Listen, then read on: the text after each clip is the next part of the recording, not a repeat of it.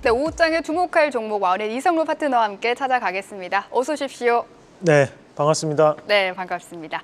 그럼 오늘 파트너님이 선별하신 오늘의 돈 되는 트렌드 화면을 통해서 만나보시죠.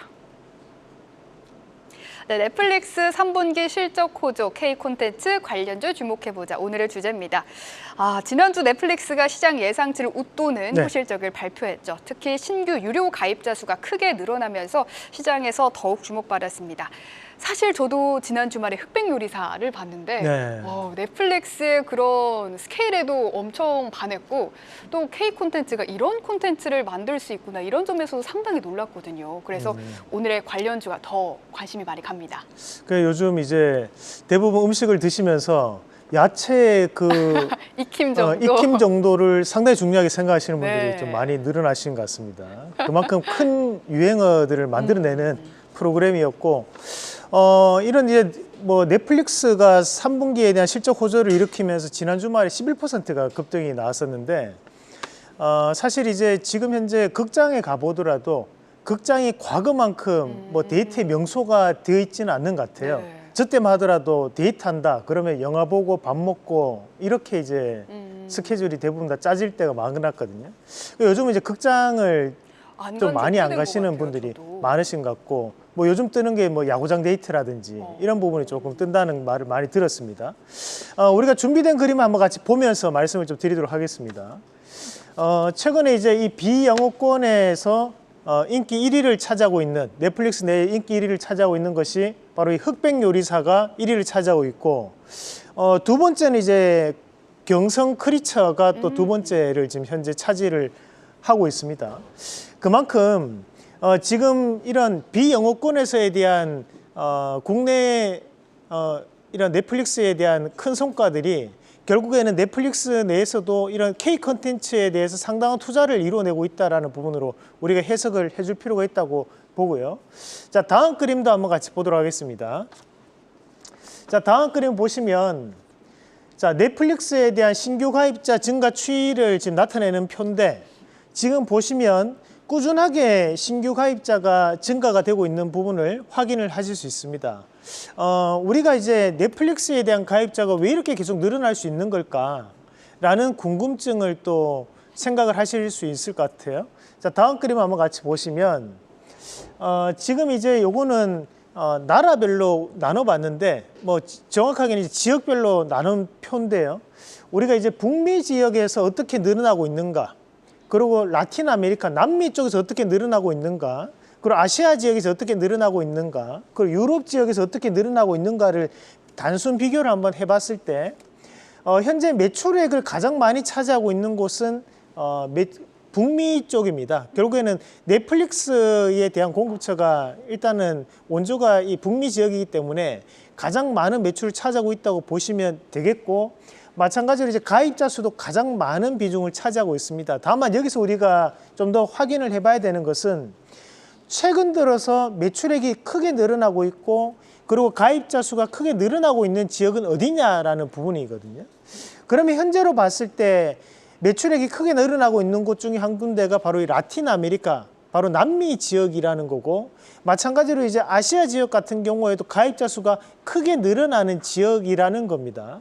자, 이 말을 우리가 바꿔서 한번 생각을 한번 해본다면 현재 이제 글로벌 OTT 시장이 확대가 되고 있는 상황들인데 북미라든지 유럽 같은 경우에는 이미 어느 정도에 대한 과점이 형성되어 있는 시장이라고 좀 봐야 될 것 같습니다. 다만 여기서 우리가 주목해야 되는 것은 아시아 시장이라든지 또는 이제 남미 지역 같은 경우에는 여전히 순중이 크게 증가하고 있는 부분들이고, 여기에서 큰 영향을 미치는 컨텐츠가 뭔가, 바로 이 K 컨텐츠가 상당한 인기를 누리고 있다는 거죠.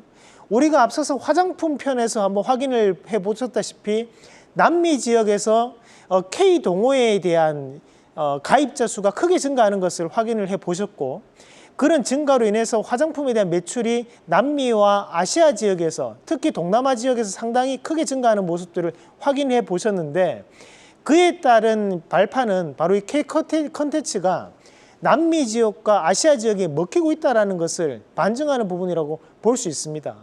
그러면 결국 이제 앞으로도 넷플릭스는 이 K 컨텐츠에 대한 상당한 투자를 이어갈 가능성이 저는 대단히 높다고 보거든요. 그런 의미에서 우리가 K 컨텐츠 관련주를 좀 더 주목해 볼 필요가 있다는 말씀을 드리면서 관련주 한번 같이 보도록 하겠습니다. 자, 우선은 쇼박스부터 한번 같이 보도록 하겠습니다.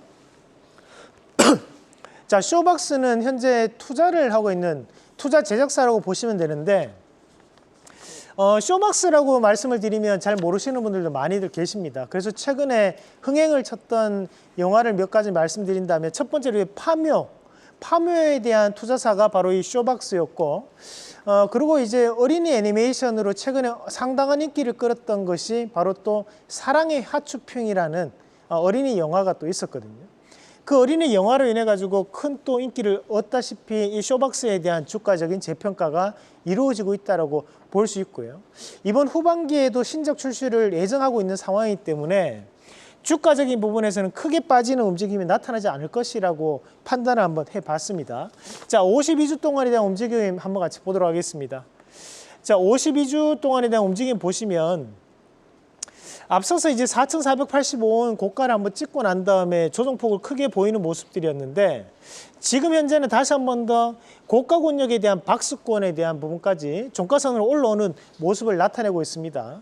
자, 이 자리를 돌파해서 넘어간다면 상당한 시세를 분출할 가능성이 높은 구간이라고 판단할 수 있는 자리이기 때문에 저는 현재 구간에서는 우리가 충분히 눌림목적인 관점에서 매수를 한번 해볼 수 있는 구간이라고 말씀을 드리도록 하고요. 자, 다음 종목으로 덱스터 한번 같이 보도록 하겠습니다.